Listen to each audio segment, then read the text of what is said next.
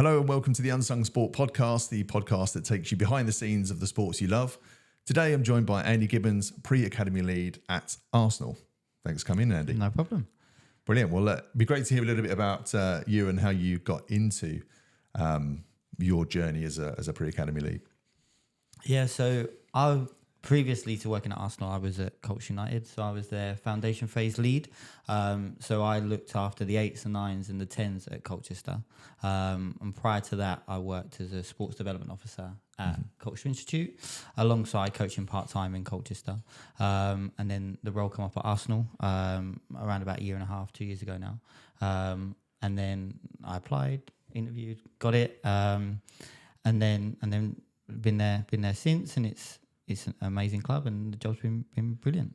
Yeah, awesome. And what kind of qualifications do you need to get into a League Two club like Colchester, but then obviously progress on to the Premier League? So the qualifications across academies are the same. So to work in academy football, you need to be a minimum of a UEFA B licence.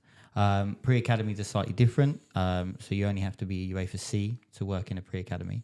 At Arsenal and the coaches that we have, we like and we try and make sure that they're UEFA B licensed. We want it to be really, really high standard.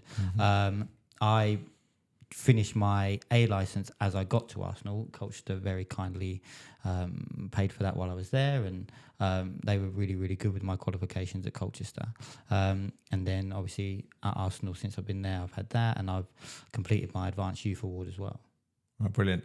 And I noticed at Colchester, because I did have a look beforehand, that you were a finishing coach there. So two questions here. One, when you were playing, I'm assuming you probably played, were you a striker when you were playing, or do you still play? No, I don't play anymore. Since I've gone to Arsenal, the pre-academy games are Saturdays. I don't play anymore. Okay. I was a striker when I was younger. So after I finished school, there's lots of football colleges and football programs around Colchester and Essex now, and one of the first ones was the Colne Football College in brightest.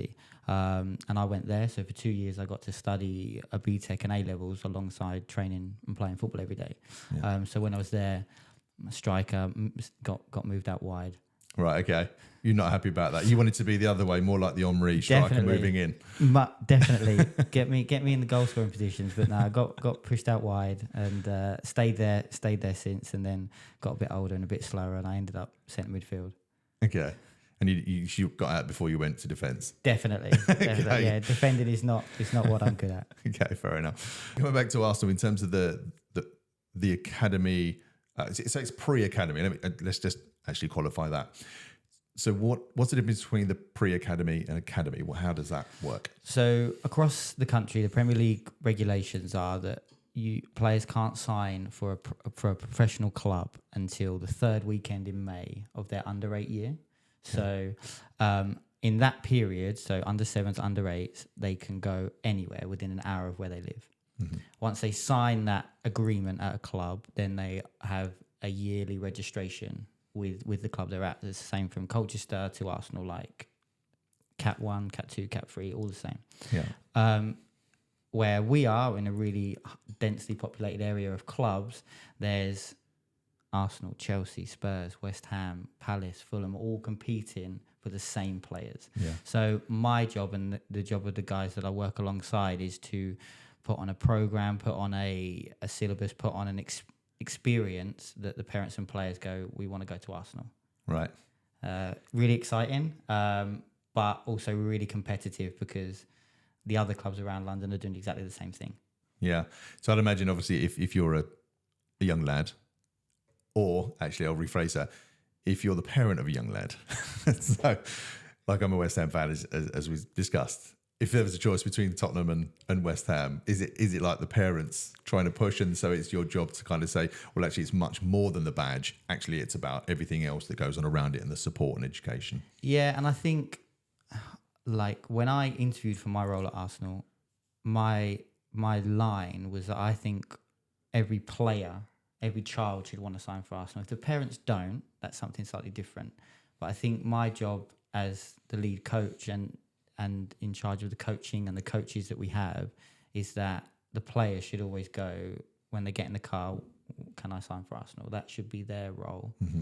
And then the parents is something slightly different. And if parents have a different view or prefer another club or prefer something else, that's slightly away from what I do and what I deal with. And hopefully the parents and people that we work with will see the effort and the care. And per Mertesacker says we should be the most challenging and caring academy, and that's what we aim to do, and that's what we aim to do in the pre-academy, and that's what I hope we show every time we coach. And when the players leave, they should all want to sign for Arsenal. Yeah, that's fair enough. And I've my boy is 11. He does play football. Not I'm not going to pitch him to you or anything. He's nowhere near that, unfortunately. But I think the parents actually are unsung heroes here as well, because they do a lot of travelling with the kids. On the flip side, you do have those parents that are very pushy and want to get involved too much. And I'm talking here just at kind of grassroots level. Is that the same at the pre-academy level, or how does that work? It's really difficult, because we make the assumption that people understand what they're becoming a part of. So they play grassroots, their children are really, really good, and then they become into a lot of pre-academies, a lot of professional clubs want them. Mm-hmm. And for people that aren't involved in it, well, why are these clubs going after 7s and 6s and 8s? Yeah. And understandable, but when you look at the end result, Bukayo Saka joined Arsenal when he was under 8, and he's gone all the way through, and now he's one of the most valuable players in the world and plays consistently in the Premier League. But I think I find I don't want to be preachy towards parents, because I don't know their journey and I don't know their situation. But I think grassroots is wonderful in terms of that's where all the clubs get their players from, right? So you have to have it, but it's almost a different game to what the pro clubs are doing. I think grassroots, the game on a Sunday is the most important part of it, whereas within academies, the development of that person over 5, 6, 7 years is the most important part of it. And the game will often take a hit to get rewards and development opportunities for players. So then there's like almost a direct contrast when people are coming from, well, we play on Sunday and we do this, and we play on Saturday for said pro club and we do this. Well, that's fine, but they're almost different things and different goals and outcomes at the end of it. Yeah. And how many coaches would there be at Arsenal? Or I don't know, it's probably different at every club. So at Arsenal, how many coaches would you have at the under 7s, under 8s? Arsenal's structure is the same all the way through from 8s to 16s. So they have 3 coaches per age group. So I lead the coaches for the 7s and the 8s, but then there's 3 coaches for 8s and 3 coaches for 7s. And that's the same 9s, 10s, 11s, all the way through. And they break it down. Now, the 8s, we don't do this. We don't break it down. Our 3 coaches cover all aspects. But the 9s, for example, they'll have a technical execution coach, so someone who focuses just on the technique of the players. A game insight coach, so someone focused on how they put those techniques into decision-making scenarios. And then they have a lead coach per age. So they have 3 coaches per age group. And then 8s, we have 3 coaches that will cover a breadth of concepts. How does Arsenal Youth Pre-Academy balance that emphasis between winning and development? Arsenal and what we deliver is really heavily around master the ball and stay on the ball. So it looks different to what you'll see on a Saturday in the Premier League. And especially up until the end of the foundation phase, so up until under 11, we're really keen to develop the player's ability to monitor, look after, manipulate the ball as an individual. So you will often see players making a decision that if you were watching the game, you think that's the wrong decision. They've not passed it there. They've tried to beat a player. Mm-hmm. Now, at the younger ages, we're really keen to emphasize that developing a player's ability to stay on it and hold it will help us when we get to the point where we want to teach them to share it. Mm-hmm. If they can control it and they can manipulate it, passing in itself is quite an easy skill. Most people could kick a ball from one person to another, and most people can't receive and dribble and beat players and hold it and manipulate situations to get what they want. Now, we try and teach it that way. It's not a right or wrong way, but that's just the way that Arsenal look at it, and how we look to develop our players through the pathway. Great stuff. So that emphasis of the first team, because obviously that's what Arsenal do compared to my beloved. So that kind of style of play, that feeds all the way down. So you really try to ingrain that very early. Yeah, really, really early. Master the ball. And it's really interesting for me in pre-academy that we have players that are across 3 or 4 clubs across London. So they might be with us on a Monday, Chelsea on a Wednesday, West Ham on a Tuesday. So they'll be, and all of us have a different way of developing footballers. Yeah. So it might be that one asks them to do something and we ask them to stay on the ball, and then another one. And for us, that's what we think works, and that's what we believe will get players at the end of it. But that's not to say it's right or wrong. That's just to say that's Arsenal's way of developing players. Fair enough. And how does a club like Arsenal identify and approach players? Like, was it your? I mean, do you do the scouting as well? Do you have kind of youth scouts that go and recommend players and bring them to you? How does that work? So we're really lucky. Arsenal have been really, really good in terms of the pre-academy. So they've invested quite heavily in it, and we have a team of 4 of us full-time at Arsenal. So there's a pre-academy manager, and then there's 3 of us who sit underneath. So I'm the lead coach, and then we have someone who's in charge of recruitment and someone who's in charge of operations. So we've got someone who's in charge of the scouts and going out and scouting the players, and then myself who's in charge of the coach and the coaching of the players, and then we bring it all together when we're discussing, assessing, and looking at players and who we're going to bring into Hale End, who we're going to offer registrations to, and how it works with Arsenal is we have a number of centres based around London. So a scout will go and see a player. They will recommend them into one of our centres. The coaches within the centre will monitor and assess the player, and then we run a number of festivals throughout the year where players will be invited in, and then we'll get a number of staff around. We like to, I think it's from one of the England cricket guys, but multiplies multiple times. Right. So we want more people to see players more often, so that when they come in, they've got a wide base of people that support them. It's not just one person going, I've seen this player and he's really good. Yeah. You've got 10 people going, I've seen this player and he's really good. So when they have a dip, which they all do, you've got 10 people that believe in that player, not one person and 9 other people going, I told you we shouldn't have brought him in. Yeah. So then you get a wider base of support. Yeah. Again, they're very interesting in terms of, I guess, Arsenal are going to have thousands of kids wanting to get in there. So actually, is it harder to... So I can kind of see where you've got that filter, but it must be really hard for them to, when you're seeing so many, to pick out the ones. And what would make one of those centres, what would make a player from one of those centres stand out? Per Emile Smith-Rowe, Academy Manager, we base it on like 4 pillars. So you have effective team players, so how do they affect the game? Champion mentality, so are they resilient? What they like when they're winning, what they like when they're losing? Lifelong learner. Now that one's a bit of a longer term thing, but how well do they take on information? Mm-hmm. And then we efficient movers, so their agility, balance, coordination, how well they move, and what does that look like in terms of potential? What do we think it's going to look like, and what does it look like now? And scouts are asked to judge them based on 3 rather than lifelong learner, so they're based on 3 of them, and then they'll put scores in around those elements of their game, and that's how we judge and monitor players. Brilliant. I know that with youth players at any level, it's being coachable is so important, and you're always going to have those kids that do watch Messi's and the Ronaldos and try to do the step overs and take way too many players on. Is that the kind of thing that would, if they're skillful, would that put you off? No, definitely not. I think decision making is so subjective. So when I'm standing there and I'm watching them play, and I think, well, I wouldn't have done that. But I didn't see what he saw. Like I didn't see the space behind the player. I didn't see the other player being marked. I looked at it from my point of being a little bit taller than 8-year-olds and being at the side and being out of it. And I think if people have played football, and I've not played to a really, really good level, but if you played football and then you watched football, it's totally different. When you're in it, the decisions that you think you would make are totally different to the ones you do. And I think it's important for us to encourage players to be brave and take on players, but also give them the opportunity to share and combine with other players. But it's their decision. The older they get, the more we will try and influence that decision. But right now, if players want to go and try and take on 6, I'm quite happy with that, because I think that fits into our master the ball, stay on the ball, dominate possession. And then we start to build in did you think about sharing? Did you think about that run that he made? Did you think about how you moved him to create that space?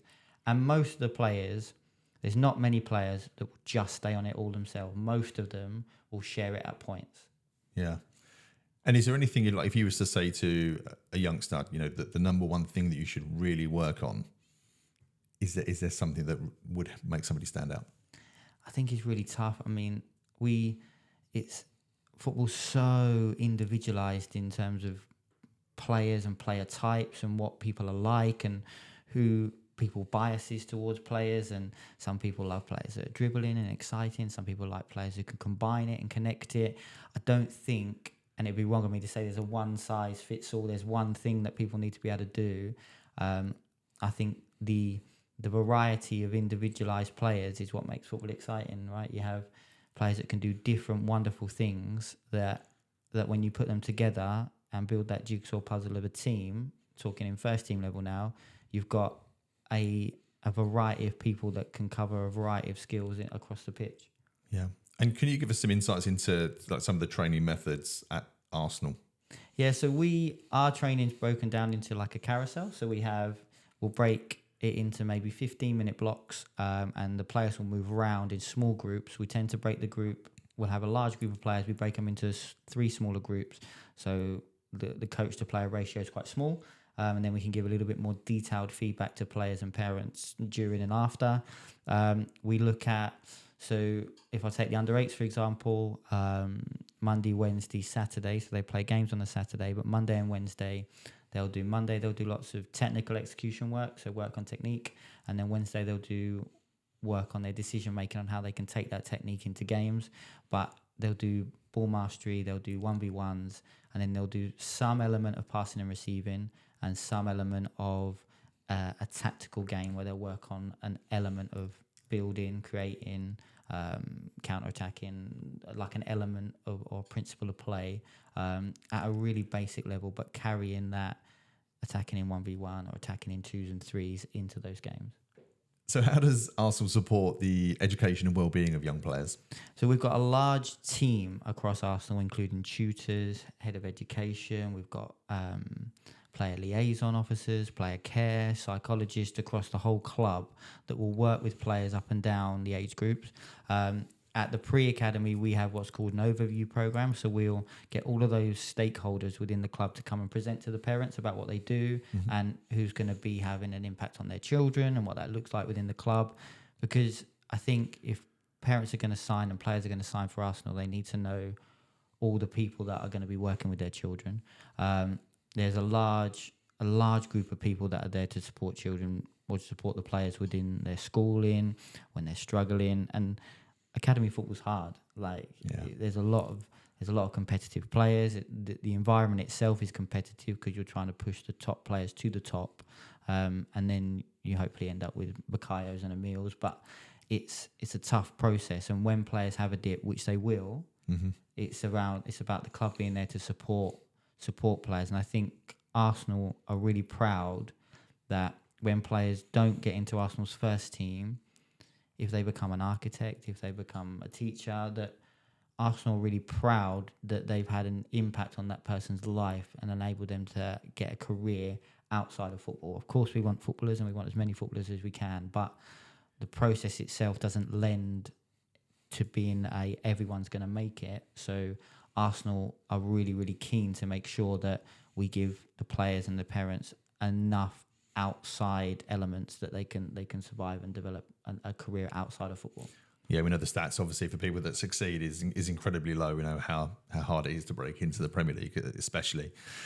Is there any sports that youngsters could do that would help them, aside from football, in terms of movement, thinking? Is there anything else that you see?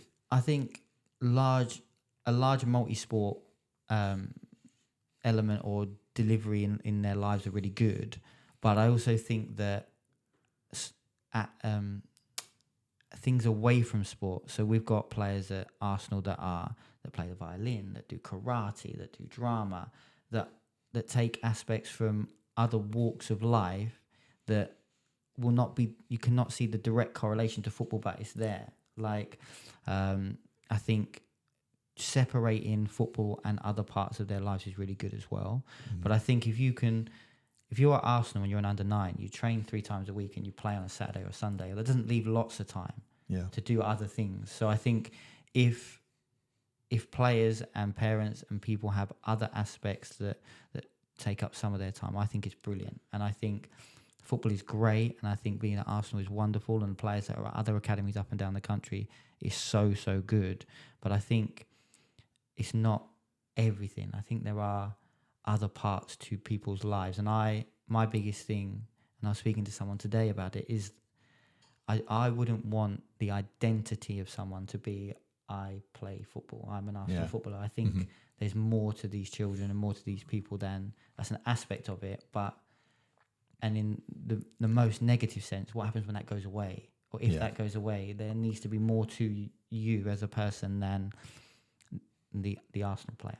Yeah, it's interesting. Well, like we were playing, like my son's team was playing another team the other week, and I know that there was one kid, this striker, he was really good. And when I was speaking to their manager afterwards, he was saying, he's choosing between us and basketball, but we're trying to get him off basketball. And I was like, that's crazy, because you could see the movement he had not to stand near players like you would have in basketball had a massive impact on just the way he was playing. And it blew my mind. It's like, no, keep him playing basketball, but keep him playing football. He's got something that others don't have. Definitely. And I think, multi-sports has been shown to improve like the level of players and people in their sports. And I think you get different variations, right? You get players that are, Tiger Woods, just golf. Slightly different because you don't have to move as much. Yeah. But then Roger Federer, everything, and then narrows down to tennis. So I think like if it's an open skill, that it may be more applicable to tie lots of different open skills together. If it's a more closed skill in terms of golf, it might be more applicable to focus specifically on that. But I think get them playing many different things as you can.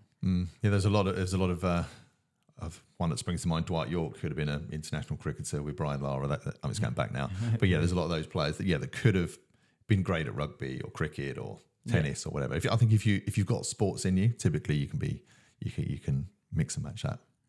How closely did the youth team work with the first team squad? So there's like a rotation program at Hale End where the full-time members of staff will be rotated, where they'll get to go and work at Colney. So they'll work with the under-18s, the under-21s. They'll work alongside the first team, but not with the first team players or staff. But that's a really good experience for the coaches at Hale End to feel what it's like within a week at Colney, and how first team results impact the mood, and how different things apply there that might not apply as similarly at Hale End. And it's a really good experience for people that want to work their way within the age groups at Arsenal and have a longer term goal of being 18s, 21s, first team coaches, that they can see what it's like. The first team staff and players come down to Hale End sporadically, but they'll come down and they'll come and see some of the boys playing, and some of them will come down and do their coaching qualifications and stuff, and they'll use the academy players to do that. So we see them, but the rotation of coaches into Colney is where the cross section comes. Yeah, it must be a great boost for the kids to come down and see these. They're idols.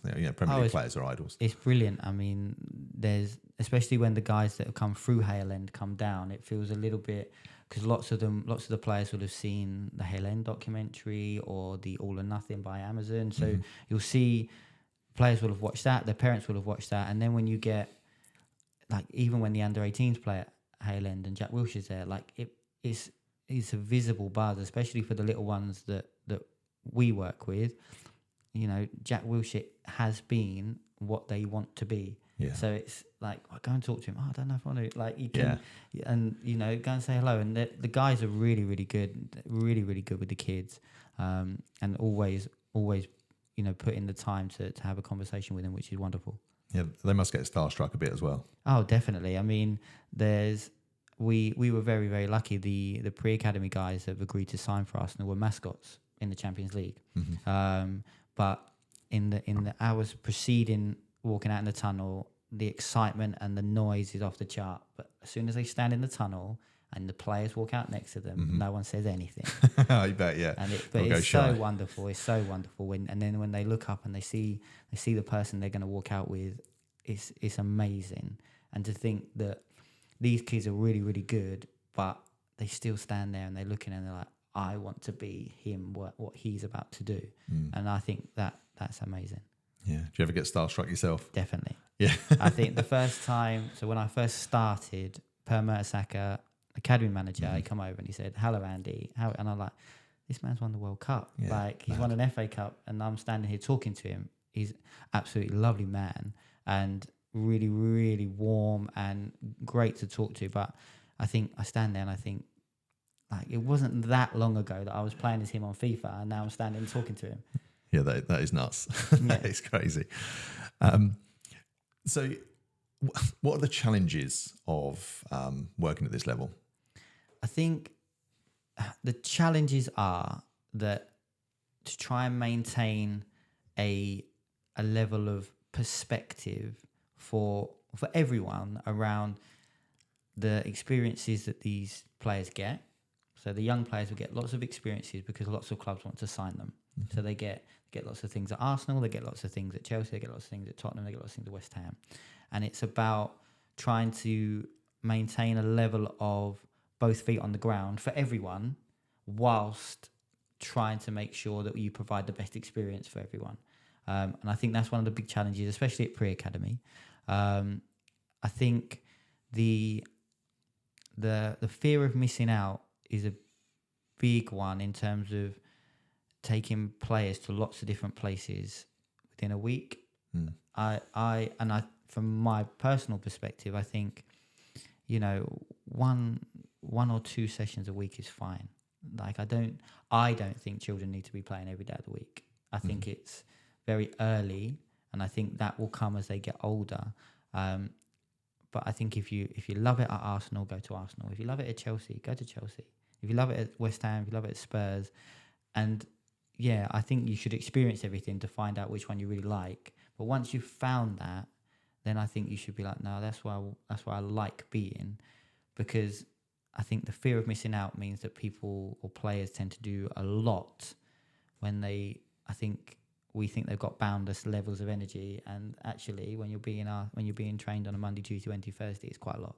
Yeah, that relationship building, especially is so important, I guess, for you, because that's, if you're pretty much the first people that they come in contact with at that kind of age, you really need to build that trust and relationship with not just the kids but the parents and everyone. Definitely. And we do a lot of presentations to the parents, and we use like a scale, and it's, look, we want to move you up to the top right of the scale where you know everything about Arsenal and you trust that we're the right place to develop your children. But you might be bottom left where you know nothing about Arsenal and you don't trust that we're the right place to develop your children. Or you might know everything about Arsenal and still not think we're the right place to develop your children. But we want to move you into, ideally up here, but we'd like for it to be a case where you go, look, I know everything about you, and that's not where we want to be. Absolutely fine. Good luck. Enjoy it wherever you're going to go. Yeah. And we want to build that level of trust so parents can come to us and have those conversations. And we're really open with our coaching and our feedback, and parents can approach coaches after every session and go, how do you think he did? How do you think he's doing? What do you think he needs to work on? Because I've been places before where it's very separate and we have set meetings and this is the time you can talk to us, and that's fine, and that's fine in certain instances. But I think for us, we want to, as Per says, we want to be challenging, we want to be caring. So if a parent has got a concern or an element that they're not sure about, the caring thing for us to do is go and be approachable and be available and be, yeah, come on, let's talk about how he did today. He didn't do this, but he did this wonderfully. Yeah. Okay, and we're going to put something in place that we're going to help him on those other two things. So then people will feel like we're all pulling in the same direction. And at the end of the day, the child is the most important thing. So we want to make sure that us and the parents and the club are all pulling in the same direction for that child. Yeah, that's great. And for you personally, and for Per Mertesacker, I suppose there's particular targets. Do you have to develop X amount of players through? What are your targets? There's they're really flexible with our targets. There's not a specific number. So if I talk about pre-academy, the most we can sign is 30 players, and that's across the Premier League regulations. The most a club can sign is 30. Last year we signed 17. This year we'll be around that sort of number again. But there's no, you need to sign 30.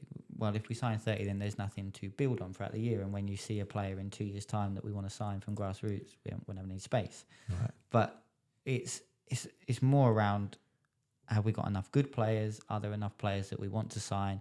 If it means that we only take 6, we'll only take 6. Because there's nobody putting pressure on us to get a certain number of players through. No, yeah. Again, I mean, talking kind of Chelsea and Declan Rice, obviously now at Arsenal, he was amazing for West Ham, amazing. Gutted to lose him, but he had to play Champions League.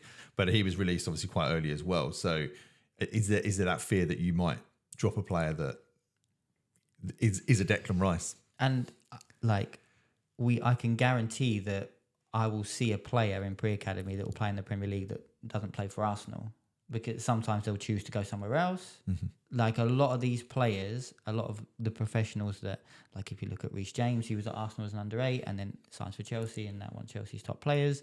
And it happens across the country, and it happens across clubs all around the place. I mean, Arsenal released Harry Kane, and then Harry Kane signs for Spurs, not directly after, and then goes on to do what he does. Now, people could look at it, and I've spoken to people about it since I've started. Like, well, what happened? It's like, no, at the time, it was the right decision. Like within his group and where he was, and we're really big. And Lewis Go to the foundation phase lead, really, really good. But he said it's a decision in a moment in time. At that moment in time, the decision was that he wasn't good enough for Arsenal. Now, proved wrong, yes, but did the decision have an impact on how he went to become what he did? I don't know, but I think it's crazy to think that you're not going to make mistakes, because in that moment in time, it may not have been right to sign for Arsenal, for Chelsea, for Tottenham, for West Ham, whoever, but something happens and they develop, and Declan Rice, Eddie Nketiah, Emile Smith-Rowe, like these. Eddie come from Chelsea at 14, Emile came in at 10. Like these things happen, and it's a way that the football industry works. Yeah, and young players develop at different ages as well. So yeah, it's very different. Within a couple of seasons, could be a very different player. Yeah, and I think if you asked members of staff if they could have 100% said Bukayo Saka would have been the standout from his age group, I don't know how many could. I don't know, but I think there's some that are just standouts. So I think if you asked if Jack Wilshere was the best in his age group, most people would say yes. I think it was nailed on that he would go all the way through. I think if other ones, I think people might be going, oh no, I didn't see that coming, and then bang, bang, bang, they get to a certain age, and then they suddenly fly, and the right things happen, and then you end up with a Ballon d'Or shortlisted player. Yeah. I know Joe Cole was one of those at West Ham. Like from very, very young age, he was doing things that no other players could. It's just crazy, and some come from nowhere, I guess. Yeah, and I think you get players that once all the best players sign for Premier League or clubs with under 9s, then all the second best players suddenly become the best at grassroots, and then they suddenly get more game time, and then they suddenly play more, and then they suddenly develop, and then in 2 years' time, you're looking at under 11s that you think, well, where was he 2 years ago? Yeah. Well, he's had more time at being the best player, and then that's why you get an influx of players at those slightly older age groups, because the best players at 9s have all signed, and they're out of grassroots, and then it gives a whole new group of players a chance to shine.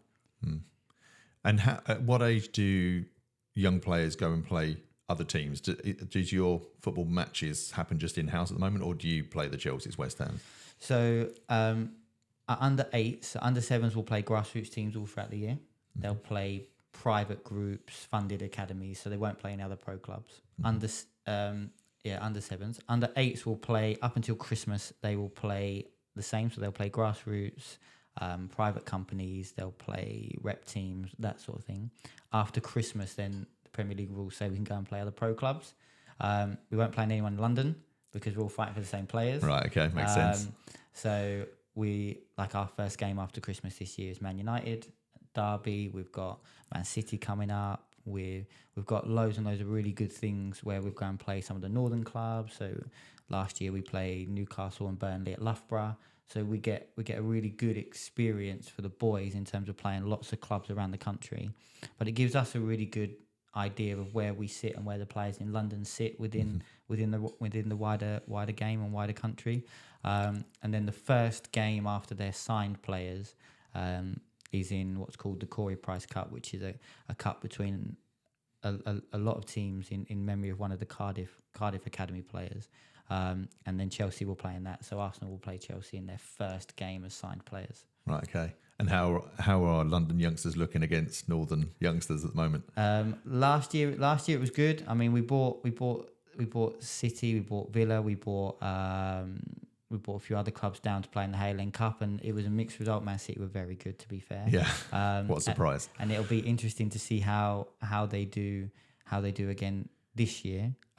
One slight difference between what we do at Arsenal and maybe other clubs is we try and get the players settled as early as we can. So we think if they're settled with Arsenal, then there's less of that. People tell them to do different things and different biases and different pulls on them, whereas some of the other clubs don't tend to do that. So we will take what will be an Arsenal age group who we think are going to all come May sign for us, and we'll go and play Man City, but we're actually playing Man City, Man United, Liverpool and Everton all in one go because all the kids will go and play because Arsenal are coming up. Right, okay. Whereas we try and keep it to what the players will be that next year.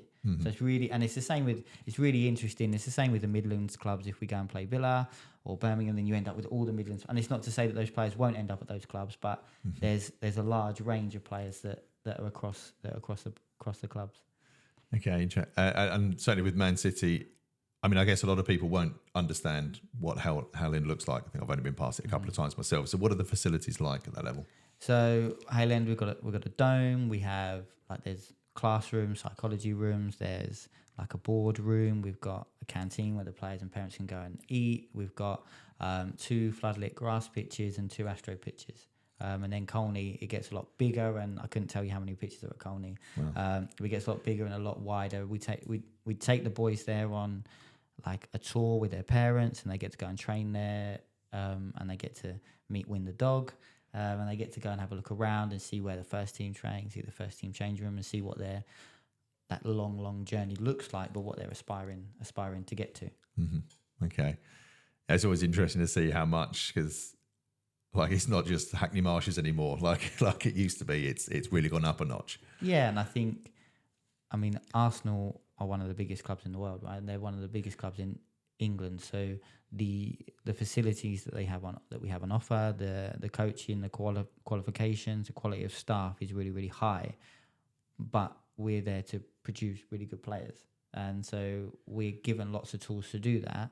And I think Arsenal specifically are really, really keen to get players through. I mean, Ethan Wanyeri played last year at 15, and I think for me, some of the players that we sign, like at under 9, that's 6 years, and they could be playing in the first team. That's crazy. That's mad. Yeah. So, and like I was doing a team talk the other day to the under 8s, and I said, look, we've got a long time to develop you, and it could be over 10 years. And one of them went, no, 6. Like, oh, yeah, okay. Like, great. Like, yeah. But that's what they're aiming for. That's what they want, and that's what they want to be. And I think it's brilliant. Yeah, there was that. His name's gone out of my head now, but the young lad for Celtic, he made his. Yeah. Well, I can't think of his name, but yeah, he was one of those that he was like breaking into the first team at 13, 14 or something ridiculous. So he's now at Blackpool, I think. Yeah, and it's like there's nothing to say that it's going to be like they won't break in and then drop out, but breaking in and staying in, and I think Arsenal rightly so use Bukayo as a good example, like from his education, from his personality, from his performance, and then you'll get a player like that will stay in the whole time. Yeah. And for you as a coach, like if you were looking to add people to your coaching staff, what would you look for in an aspiring coach? I think whenever we put out roles, there's lots and lots of applicants. And I think it's really interesting. Qualifications are one thing, but there's lots of A-licensed coaches that aren't what we look for in terms of working with 8-year-olds. There's something different, and knowledge and experience or expertise isn't everything when working, especially with the younger ones, because lots of them want to know that you care and that you're there for them, and like they want to have fun. Like the biggest thing that they love about me is that I try and hit the crossbar. Every time they're doing something, I'll go, "Oh, did you say hit the crossbar?" And then like they love it, and they'll take in the mic, and they will, because they like that. And I think last year after every session I'd stay and parents would stay, and we'd just smash footballs around the dome. Yeah. But they like that feeling of just play, and that we try and be really heavy on play. We have the music on, we'll play Arsenal songs as they're playing. We sometimes get some crowd noise going, some different bits like that, because I think the biggest thing for me is you have to be able to play. And if you can go and play and almost be one of the kids, they love it. Yeah, just getting involved. Last question from me. Will Arsenal win the Premier League this year? I honestly don't know, and I'm gonna stay sat on that fence. I thought you might. It's so tough. I think they recruited really well in the summer, and I think they've started really well. I don't know. Man City have been, they're relentless, aren't they? And even with players missing, they still keep going. But I think Arsenal are in a really, really good place, and I think if you ask people at Arsenal if they're ahead of where you thought they would be, they are. In the, and I don't know this, but in the project or process, I think Arsenal are ahead of their timeline, which I think is brilliant. And I think getting back into the Champions League has been amazing. And I think the club is in a really good place, and it's such a wonderful club to be a part of. The people are wonderful, and around the club, I think everything's going in the right direction. Yeah, I mean, that All or Nothing documentary was fantastic. Just to get that insight and to be inside the changing room is great. And I think it's you can see a real togetherness, and Arteta's doing wonderful things. Oh, and I think like at a big institution like Arsenal, there's so many people, like the management team and the players, rightly so, get a lot of the focus, but there's so many staff members and job roles and people that are invested in Arsenal Football Club that have a say in what goes on. And since I've been there, I've found that whenever we ask for something, can we use Colney for this? Can we use the stadium for this? Can we use Hale End for this? Nobody says no. Everyone's like, yeah, okay, great. Because I think people understand that one of these people that we're trying to sign might be the next Bukayo, might be the next Emile, might be the next Eddie that get through, and they might not, but we want to make sure that we've given them the best opportunity and the best experiences while they're with us. Yeah, brilliant. So if you're a young player or a parent of a young player and you have any questions for Andy, hopefully you'll be around in the comments to answer any of those questions. So please do comment, like the video. Andy, thank you very much. Thank you for being an unsung hero of sport. No problem. Appreciate it. Thanks for having me. Cheers.